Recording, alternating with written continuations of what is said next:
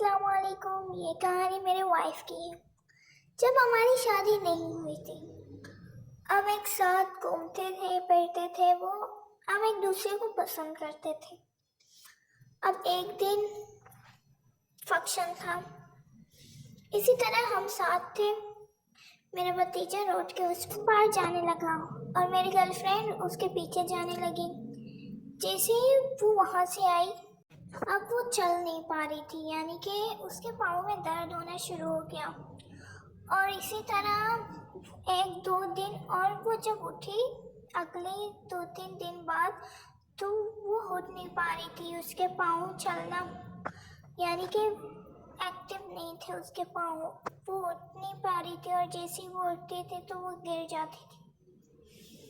अब ये बात डॉक्टरों के पास गए तो डॉक्टर ने सारी चीज़ें देख ली और कहा कि ये सारी चीज़ें तो इसकी ठीक है, एवरीथिंग इज़ ओके। अब हम परेशान हो गए थे।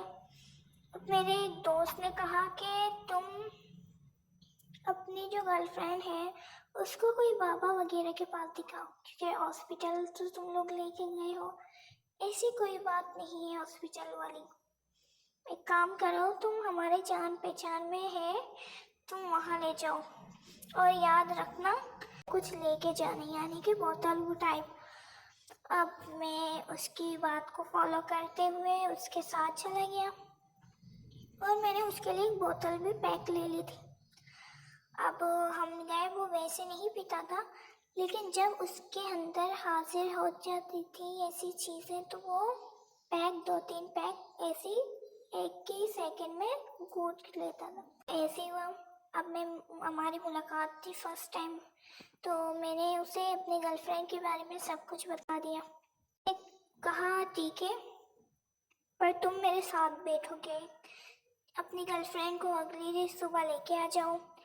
ऐसे ही अगली सुबह मैं फैमिली के साथ, उनकी फैमिली के साथ अपनी गर्लफ्रेंड को लेके आया। तो इसी तरह से उसकी जो ट्रीटमेंट है वो चल गई, स्टार्ट हो गई थी, ठीक हो रही थी। वो पढ़ता रहा, ट्रीटमेंट करता रहा, पता नहीं क्या क्या पढ़ता, तो वो उसे मेरी गर्लफ्रेंड को आराम आ जाती थी। तो जब वो पढ़ता था तो उनके पास एक बड़ा सा खाली पतीला था, उसके मुंह से ना पुड़ियाँ निकलती थी। एक बार पढ़ता तो 15-16 पुड़ियाँ। अब एक ही बंदे के मुंह से 15-16 पुड़ियाँ कैसे बरामद हो सकते हैं? बड़े बड़े, आप ये समझ लें कि मोमबत्ती होती है ना, उसी टाइप की चीज़ें निकलती थी, वाइट कलर की, गोल सी, जैसे चूहे मार दवाई, उसी टाइप की पुड़ियाँ थी। अब वो जैसे ही एक बार पढ़ता कुछ मुंह से निकलती 15-16, दूसरी बार पढ़ता मुंह से सेम। तकरीबन 7-8 दिन तक ये सारी चीज़ें चलता रहा। तो मेरी जो गर्लफ्रेंड थी, वाइफ है, वो काफ़ी हद तक बेहतर हो चुकी थी। अब वो तो ठीक हो गई। अब उसने कहा तुम्हें मेरे 2 काम करने, इसी तुम्हारी वाइफ से, मतलब गर्लफ्रेंड अब वाइफ है तो इससे से रिलेटिव है, तुम्हारी शादी इससे तो हो जाएगी। तो एक काम करो, तुम ये जो कुछ तालियां हैं, मैं तुम्हें इसमें चीज़ें लेके दे रहा हूँ, तुम्हें इसे एक सुनसान इलाके में जाकर रखना है और पीछे मुड़ के नहीं देखना, ठीक है? बिल्कुल, मैंने भी ऐसे किया, गया, रख के आ गया। ये तो पहला काम मैंने कर लिया। अब दूसरा काम ये था कि मुझे कब्रिस्तान जाना था, पर मुझे अकेले नहीं जाना था। उन्होंने कहा था कि मैं तुम्हारे साथ चलूँगा, ठीक है? मैं कब्रिस्तान गया और मैं कब्रिस्तान के जो इंटरेस्ट है वहीं पर ही रुक गया और वो खुद ही चले गए। आगे जो काम करना था उन्होंने करके आ गए। अब ये 2 काम पूरे हो गए थे। अब जब मैंने उनसे पूछा कि कैसे ये सब कैसे हुआ, तो उन्होंने कहा कि आपकी जो वाइफ है, ये सब काला जादू से हुआ है, उसे मारने के लिए। पर ये तुम्हारी वाइफ के ऊपर नहीं था, ये तुम्हारी वाइफ की मदर के ऊपर काला जादू किसी ने किया था।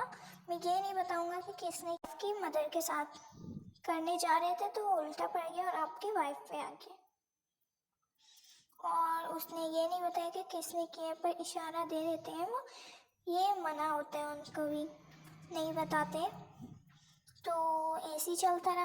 अब मेरे जो वाइफ की फैमिली थी वो यही समझ रही थी कि सारा कुछ मैंने करवाया, पर असल में मैंने ऐसा कुछ नहीं करवाया। वो ये समझ रहे थे इम्प्रेस करने के लिए हेजी कर दिया होगा, शायद ऐसा कुछ नहीं था। अब हमारी शादी हो गई है और हमारे 2 बच्चे भी हैं। ऐसा मेरे वाइफ के साथ अब भी ऐसी पैरानॉर्मल एक्टिविटी होती रहती है। जैसे कि घूमने गए हुए थे, फार्म हाउस टाइप की जगह थी, तो जैसे ही मैंने कहा कि मैं बच्चों को देख के आता हूँ, मुझे 1 मिनट भी नहीं लगा। जैसे ही मैं वहाँ से दोबारा आया तो मैंने देखा वाइट कलर की कोई चीज़ वाइफ के पास से गुजर के गई। ये चीज़ मैंने भी नोट की। फिर मेरी वाइफ ने भी सेम यही कहा कि तुम जैसे ही आए, कोई स्विमिंग पूल से कोई वाइट कलर की कोई चीज़ मेरे पास भागी। जैसे ही तुम दोबारा से टर्न हुए तो चीज़ कहीं चली गई दरख्तों के पास। तो ये चीज़ मैंने भी बिल्कुल सेम महसूस की कि हाँ। तो हम थोड़ी देर बैठे, उसने कहा नहीं मुझे यहाँ नहीं बैठना, अच्छा फील नहीं हो रहा। तो मैं अंदर चले गए रूम में। तो उसने कहा कि हमें यहाँ भी नहीं बैठना। मैंने कहा क्यों, कुछ भी तो नहीं है। तो जब हम दूसरे रूम में गए तो उसने कहा कि जब हम बैठे हुए थे, जब स्विमिंग पूल नज़र आए थे, ऐसे लगता है कि हमारी जो विंडो होती है पीछे स्विमिंग पूल नज़र आता है, तो वहाँ पर 2-3 साए दिखे जो बिल्कुल लटक रहे थे विंडो के साथ। इसलिए मैंने आपको कहा कि चलो चलते हैं। तो ये थी आज की स्टोरी। अपना बहुत सारे ख्याल रखिए।